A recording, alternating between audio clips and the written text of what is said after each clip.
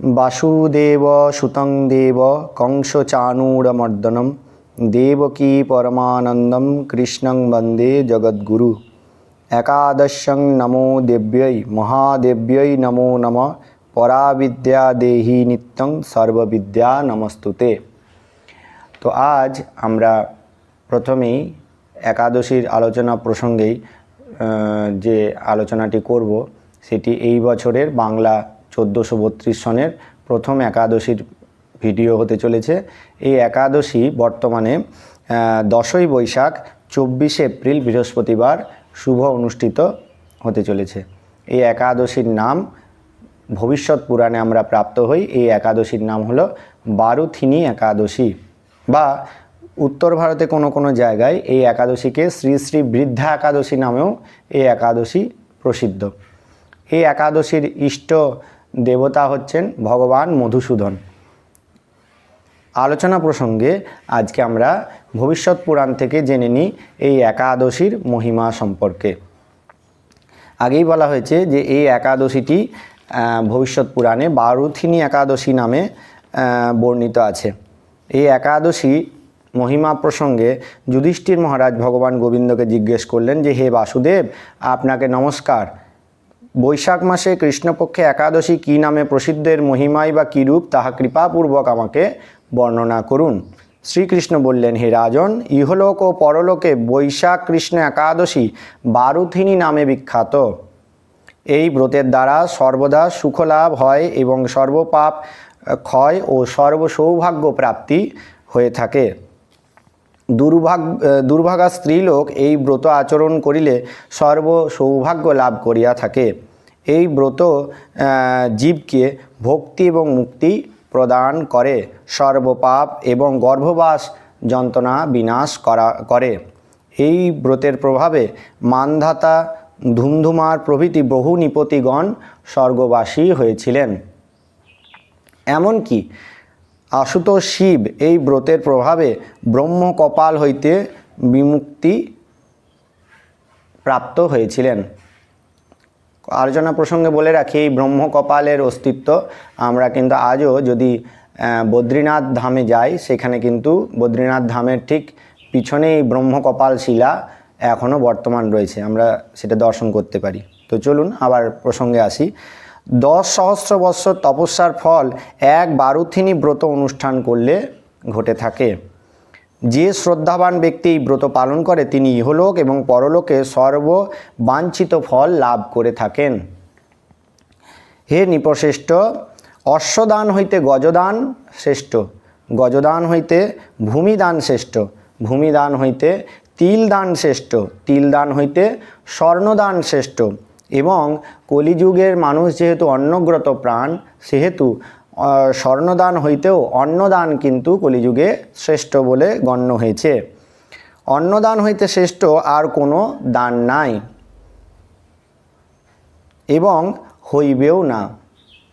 পিতৃগণ, দেবগণ, মনুষ্যগণ অন্নদান দ্বারাই তৃপ্ত হয়ে থাকেন। পণ্ডিতগণ কন্যাদানকে অন্নদানের সমান বলে মনে করে থাকেন। স্বয়ং ভগবান ধেনুদানকে অন্নদানের তুল্য বলেছিলেন।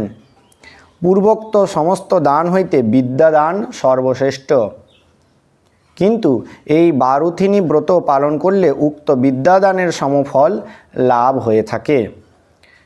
পাপমতী যে সকল মনুষ্য কন্যার উপার্জিত ধন দ্বারা জীবন ধারণ করেন, তাহাদের পুণ্য ক্ষয়বশত যম যাতনা ও নরক গমন করতে হয়।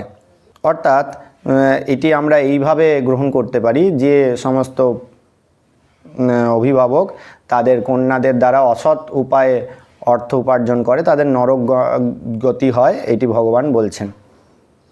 অতএব সর্বপ্রযত্নে কখনো কন্যার ধন গ্রহণ করবে না। এই অসৎ উপায়ে উপার্জিত কখনোই ধন আমাদের ব্যবহার করা উচিত না। যে ব্যক্তি বিবিধ স্বর্ণ অলঙ্কার সহ কন্যাদান করেন, তাহার পুণ্য সংখ্যা নির্ণয় করা স্বয়ং চিত্রগুপ্তের দ্বারাও সমর্থ হয় না। কিন্তু বারুথিনী ব্রত পালনে কন্যাদান হইতেও অধিক ফল লাভ হইয়া থাকে। কারী ব্যক্তি দশমীর দিনে কাংস, মাংস, মসুর, চনক অর্থাৎ ছোলা, কৌদব্য, শাক, মধু, অরণ্য, দ্বিভোজন, মৈথুন্য এই 10টি দ্রব্য পরিত্যাগ করবে। অর্থাৎ এর পূর্বে আমাদের যে একাদশীর শৃঙ্খলাটি রয়েছে তার মধ্যে আমাদের ভিডিও লিঙ্কে দেয়া থাকবে, আপনারা দেখে নিতে পারেন যে একাদশী ব্রত কিন্তু কখনোই একদিনের ব্রত নয়, এই ব্রতটি 3 দিন ব্যাপী ব্রত।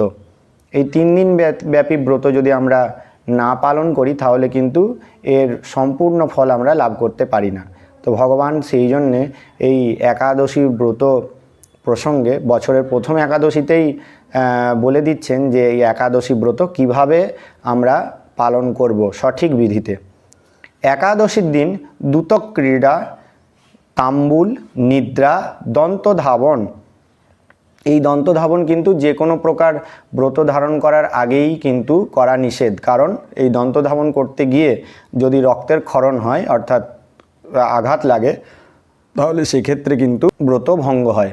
তো সেই জন্য দন্তধাবন, এই দন্তধাবনের অল্টারনেটিভ হিসাবে শাস্ত্রে বিধান আছে যেদিন আমরা ব্রত ধারণ করব 12 বার কিন্তু জল দিয়ে কুলুকুচু আমরা করে নিলে মুখে শোধন আমাদের হয়ে যাবে, দন্তধাবন সেদিন করা যাবে না।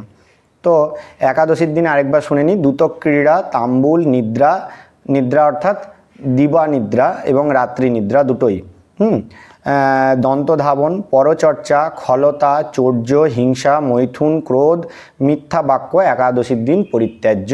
ভগবান স্বয়ং গোবিন্দ যুধিষ্ঠির মহারাজকে এই কথাগুলি বললেন। আর দ্বাদশীর দিনে কি পালনীয়? দ্বাদশীর দিনে কাংস পাত্রে ভোজন, অর্থাৎ দশমীর মতনই কাংস পাত্রে ভোজন করা যাবে না। মাংস, মসুর, মধু, তৈল, পতিত সম্ভাষণ অর্থাৎ স্ল্যাং ল্যাঙ্গুয়েজ যেগুলো সেগুলো আমরা ইউজ করব না।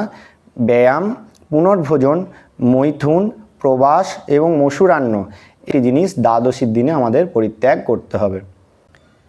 এই একাদশী তিথির পালনের সময় হচ্ছে আগামী 11ই বৈশাখ 25শে এপ্রিল শুক্রবার সকাল 5টা 13 থেকে 8টা 8-এর মধ্যে। এক্ষেত্রে কথা প্রসঙ্গে একটি আমরা সুন্দর একটা কথা আলোচনা করে নিই। এক্ষেত্রে অনেকেরই প্রশ্ন হতে পারেন যে ভগবান কি তাহলে বলছেন যে দশমী আর একাদশী দ্বাদশী এই 3 দিন খালি এগুলো করা যাবে না, বাদবাকি কি করা যাবে? তা কিন্তু নয়। একটা ডাক্তারবাবু যদি কোনো রোগীকে বলেন যে দিনে তুমি 10টা করে সিগারেট খেও না, 2টো করে খাবে, তার মানে কিন্তু এই নয় যে যারা খায় না তাদেরকেও ডাক্তারবাবু বলছেন যে 2টো করে তুমিও খাবে। সেইটি কি বলা হচ্ছে না, যাতে মাত্রায় কম হয় সেই কারণের জন্য। তো ঠিক সেই রকম অন্ততপক্ষে যারা করেন না তাদের জন্য কিন্তু এই মৎস্য আদির কথা বলা হচ্ছে। অর্থাৎ এর মাধ্যমে ভগবান এইটাই বলতে চাইছেন যে ধীরে ধীরে তোমরা যদি এর দ্বারা অভ্যস্ত হও, অন্ততপক্ষে একাদশী প্রসঙ্গে যেন ধীরে ধীরে তার অভ্যাসটা কমে আসে এই প্রসঙ্গে। তো আবার মূল প্রসঙ্গে আসি আমরা। ভগবান মধুসূদন গোবিন্দ তিনি মহারাজ ধর্মরাজ যুধিষ্ঠিরকে আবার বলছেন যে হে রাজন, এই বিধি অনুসারে বারুথিনী ব্রত পালনপূর্বক রাত্রিকালে মধুসূদনের পূজা ও জাগরণ করিলে মানবগণ পূর্ব পাপ হইতে মুক্তি হইয়া পরম গতি লাভ করে থাকে।